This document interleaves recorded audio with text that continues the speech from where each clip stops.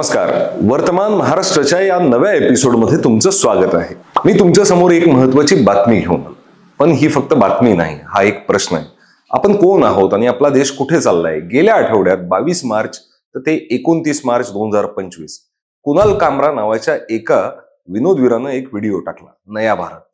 त्यात त्यानं उपमुख्यमंत्री एकनाथ शिंदेंवर टीका केली, त्यांना गद्दार म्हणाला. मग काय, त्या रात्री शिंदे समर्थकांनी मुंबईच्या हॅबिटॅट स्टुडिओवरती हल्ला केला.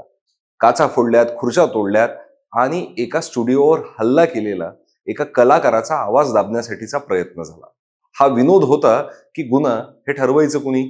बरं, हे तेव्हा सुरू होतं जेव्हा विधानसभेचं कामकाज सुरू होतं.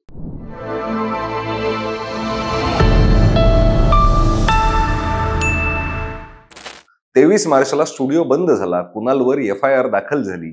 BMCचे बुलडोझर आले आणि स्टुडिओचा काही भाग पाडला गेला. अचानकच BMCला आठवण झाली की हा भाग अतिक्रमित आहे, अतिक्रमणाखाली आहे. 24 मार्चला मुख्यमंत्री फडणवीस हे माफी मागा असं म्हणाले, पण कुणाल म्हणाला, नाही, माझा हक्क आहे बोलण्याचा. गृहराज्यमंत्र्यांनी त्यांचे फोन, बँक तपासायचं ठरवलं. हिंसा झाली, पण हिंसा करणाऱ्यांपेक्षा बोलणाऱ्यावरच निशाणा का? हल्लेखोरांना अटक झाली, पण जामीनही मिळाला.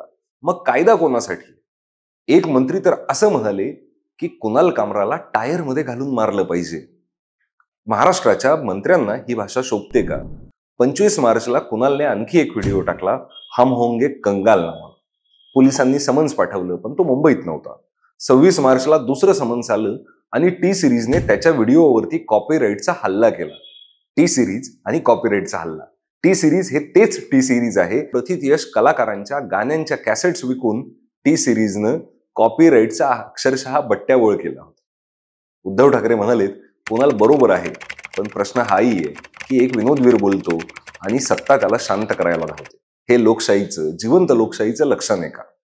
27 मार्चला कुणालनं कोर्टातून अंतरिम जामीन मिळवला. तो तामिळनाडूमध्ये. त्याला महाराष्ट्रात सेफ वाटत नाहीये, कारण मंत्र्यांपासून सामान्य कार्यकर्त्यांपर्यंत त्याला धमक्याही येतात.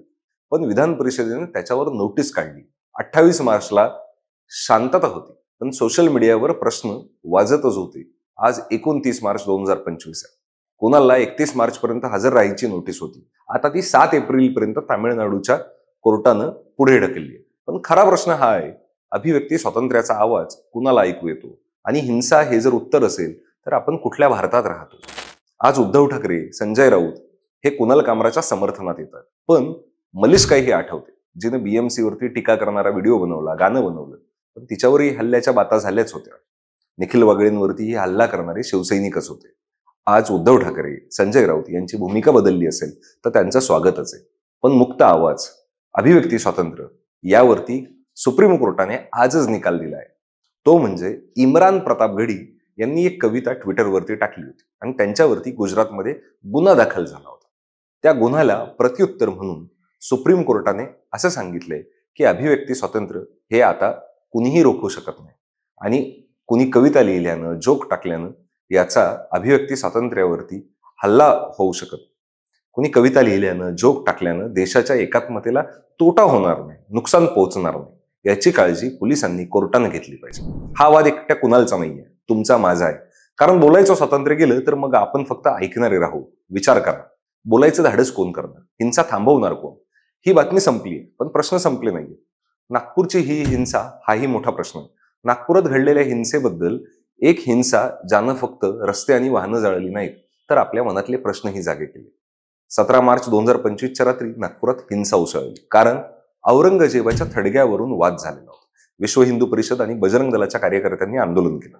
त्यात औरंगजेबाचा पुतळा जाळला गेला आणि अफवा पसरली की धार्मिक वस्तू किंवा धार्मिक स्लोगन लिहिलेली एक वस्तू ही जाळली गेली.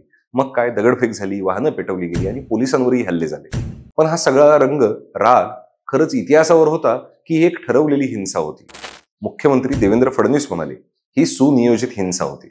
दगडांच्या ट्रॉलीज तयार होत्या, धारदार शस्त्र वापरली गेली आणि पोलिसांवरही हल्ला झाला. एक डेप्युटी कमिशनरवर तर कोऱ्हाडीनं हल्ला झाला. 5 FIR दाखल झाल्या, 50 जणांना ताब्यात घेतलं गेलं. पण प्रश्न हा आहे, तर ही हिंसा ठरलेली होती तर ती रोखली का गेली नाही? आणि जर का हे सगळं इतकं स्पष्ट होतं तर या मागचा हात कोणाचा होता? आपलं गुप्त वार्ता विभाग यात कुठं कमी पडलं का? हे सांगितलं का जात नाही?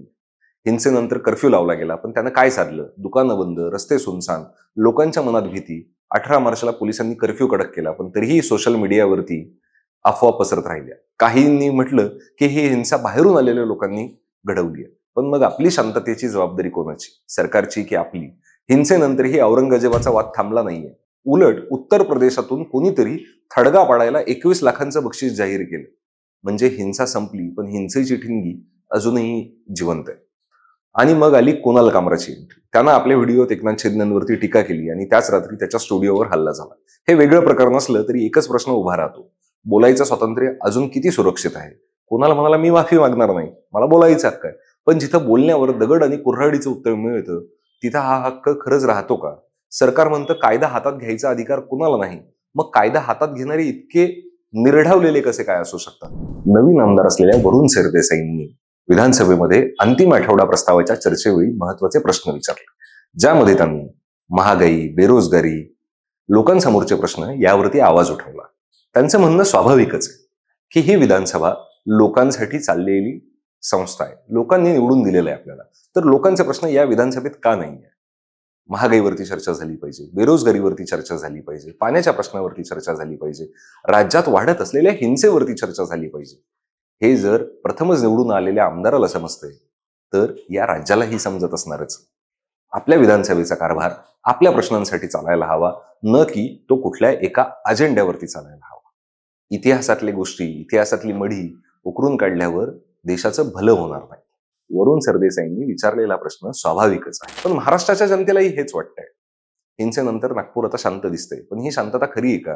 हिंसेमुळे झालेलं नुकसान दंगेखोरांकडून वसूल करू असं राज्याचे गृहमंत्री म्हणतात. पैसे नाही दिले तर त्यांच्या मालमत्ता विकू, बुलडोझरही चालवले गेले. पण हा न्याय आहे की सूड? आणि जर हिंसा टाळायची असेल तर फक्त दंडानं भागेल का? की आपल्याला माणूस म्हणून एकमेकांशी बोलायला शिकावं लागेल, आपल्या मनातले राग शांत करावे लागतील आणि फक्त माणूस म्हणून एकमेकांकडे पाहावं लागेल. राहत इंदुरींचा तो फेमस शेर आपल्या सगळ्यांना माहिती आहे, लगेगी आग तो आएंगे कई घर जग में, यहां सिर्फ हमारा मकान थोडी आहे. तर तो शेर तुम्हाला माहिती आहे. मित्रांनो, ही हिंसा फक्त नागपुरातली नाही, ही आपल्या सगळ्यांच्या मनातली हिंसा आहे.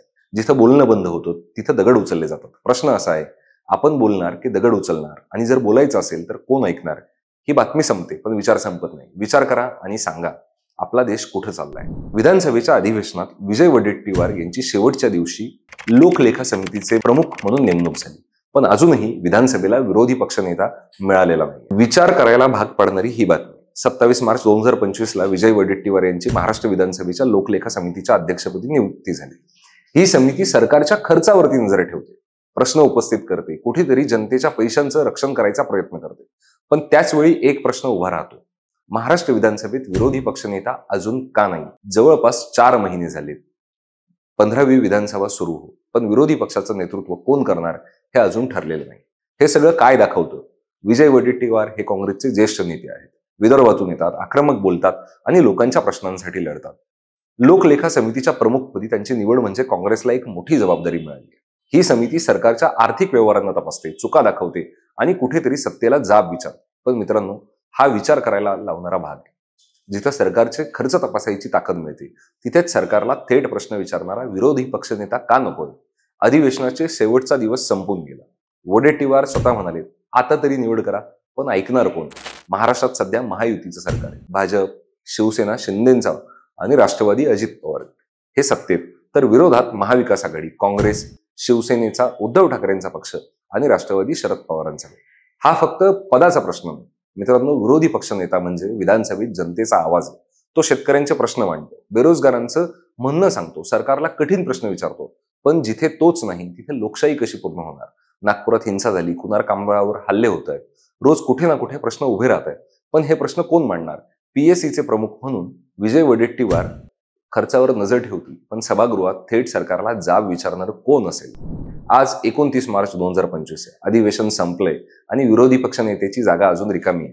ही रिकामी जागा फक्त कागदावर नाही, ती आपल्या लोकशाहीत दिसते. वडेट्टीवारांची लोकलेखा समितीचे प्रमुख म्हणून नियुक्ती एक पाऊल आहे, पण मोठा प्रश्न अजूनही तसाच आहे. विरोधी पक्षनेता कधी ठरणार? आणि जोपर्यंत तो ठरत नाही तोपर्यंत सरकारला प्रश्न कोण विचारणार? तुम्हीच सांगा, ही शांतता आपल्याला परवडणारी का? विचार करा, कारण ही बातमी संपली आहे, पण अजूनही आपल्या समोरचे प्रश्न संपलेले नाहीये. हे होतं वर्तमान महाराष्ट्र. तुम्ही पाहत रहा महाराष्ट्र कट्टा. धन्यवाद.